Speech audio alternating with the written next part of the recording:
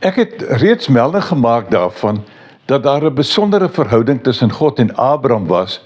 En ek het, terwyl ek nou hier besig was met die voorbereiding van hierdie reeks, het ek ook net besef dat ek eintlik maar min weet van Abraham en sy geskiedenis. Hier en daar weet mense iets, maar dit is baie interessant om te sien dat in Genesis 11, daarvan vers 27 af, tot by hoofstuk 17, vers 5, is hy bekend as Abram, wat beteken verhewe vader.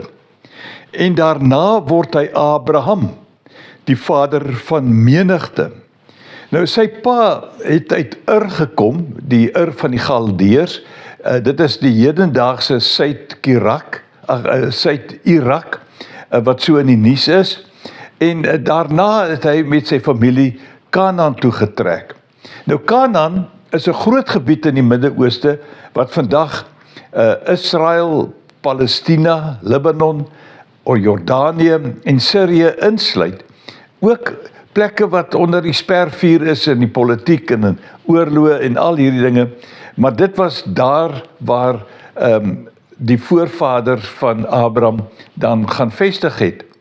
Nou, weens hongersnood is Abraham toe na Egipte en hy het Sarai, sy mooi vrou, natuurlik saamgeneem. Nou, hy was bang dat dit vir hom 'n nadeel gaan wees om so 'n mooi vrou te hê, en hy sê toe dit is sy suster.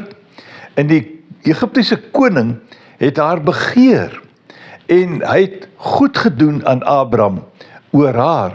En hy het vir Abraham kleinvee en beeste gegee, ook donkies, slawe, slavinne, donkiemerries en kamele.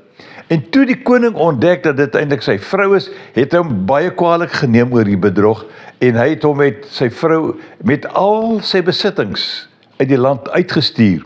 Baie interessant dat hy nie die geskenke wat Abraham gekry het teruggeneem nie, maar vir hom gesê, vat al jou goed en gaan. Daarom sien ons dat Abraham eintlik 'n baie ryk man was. Hy het heelwat vee gehad, hy het silwer en hy het goud gehad, en hy het oral in Kanaan rondgetrek tot na Bethel toe, die huis van God. En daar sien ons, het Abraham die naam van die Here aangeroep.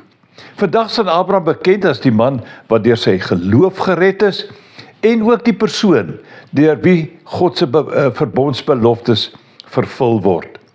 Daar word gereeld na God verwys as die God van Abraham. En ons gaan met hierdie verhouding tussen God en Abraham verder na die beloftes kyk wat uit hierdie verhouding tot vandag toe vir ons van waarde is, en ek vertrou dit gaan vir jou ook opheffend wees, en dat jy saam met my gaan geniet om hierdie paadjie te loop. Kom ek sê maar weer, loop mooi.